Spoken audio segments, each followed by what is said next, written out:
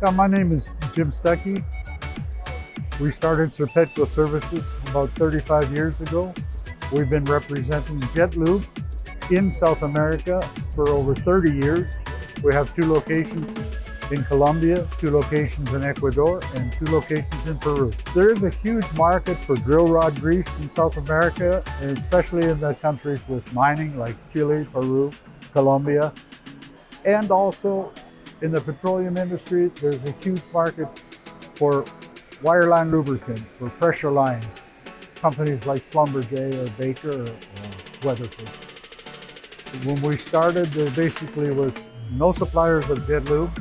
We built a very strong market, not only with the oil field lubricants, but in laboratories like Schlumberger or Halliburton, with a lot of our industrial products.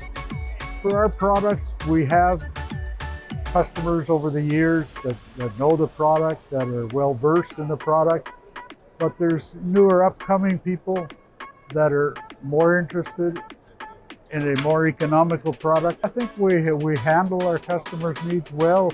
We're a little bit short on supply at times, especially after the pandemic, with the shortage of raw material and with the container shortage around the world.